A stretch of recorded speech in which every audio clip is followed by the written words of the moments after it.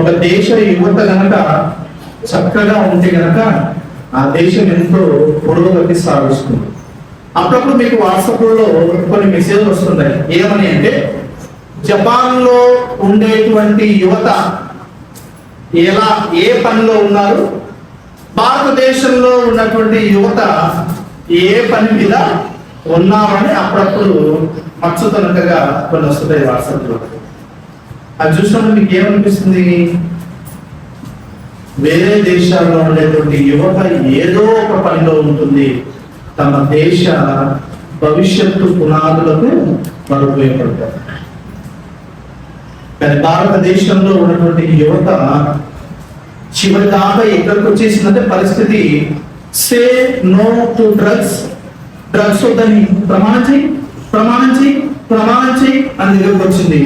ఆ డ్రగ్స్ వాడుతున్నటువంటి వాళ్ళలో 99% ఎవరు అంటే దేశ యువతే. అంత దాకా వచ్చేసాం. డ్రగ్స్ వద్దని చెప్పు, ఆ డ్రగ్స్ వల్ల ఎంత ప్రమాదం జరుగుతుందో అందరికీ తెలుసు. అయినా సరే ఏం చేయాల్సి వస్తుంది?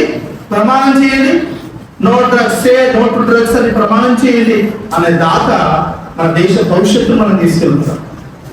కానీ దేవుడు మన గురించి మాట్లాడుతున్నాడు, యవనస్తులారా మీరు బలవంతులు, మీరు కనుక దేవుడు రాజ్యం వైపు ఉంటే సాతాను ఇదిగో ఈ లోక రాజ్యాలన్నీ కూడా నావి అని చెప్పలేదు.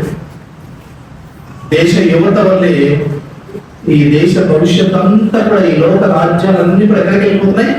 సాతాను చేతులకి వెళ్ళిపోతున్నాయి. కాబట్టి సాతాను రాజ్యానికి బలంగా ఉన్నావా, దేవుని రాజ్యానికి బలంగా ఉన్నావా ఒకసారి ఆలోచించుకో. నువ్వు దేవుని మార్గంలో కనుక ఉన్నావు అంటే నువ్వు దేవుని రాజ్యానికి బలమైనటువంటి ఆయుధాన్ని, లేకపోతే కనుక నీవు సాతాను రాజ్యానికి బలాన్ని ఇస్తూ ఉన్నావు. దేవుని వాక్యం మీలో నిలుస్తుంది, మీరు దుష్టుని జయించి ఉన్నారు, జయించగలరు. అంతరింద్రియాలను అజితేంద్రియాలను స్వాధీనంలో ఉంచుకొనగలిగే సరైనటువంటి వయస్సు యవన కాలం. యవన కాలంలో ప్రతి దాన్ని కూడా we can control many things if we are in youth. మనం గనక యూత్ గా ఉంటే గనక, యవన కాలంలో మనం గనక ఉంటే గనక ప్రతి దాన్ని కూడా నియంత్రించగలిగేంతటి శక్తి మనలో ఉంది. దేవుడే అన్నాక నేను మరలా దాని గురించి మీరు బలవంతులు అని మళ్ళా ప్రత్యేకంగా నేను చెప్పాల్సిన అవసరం లేదు, దేవుడే అన్న తర్వాత. కాబట్టి సాతానుకు బలంగా ఉన్నావా, దేవునికి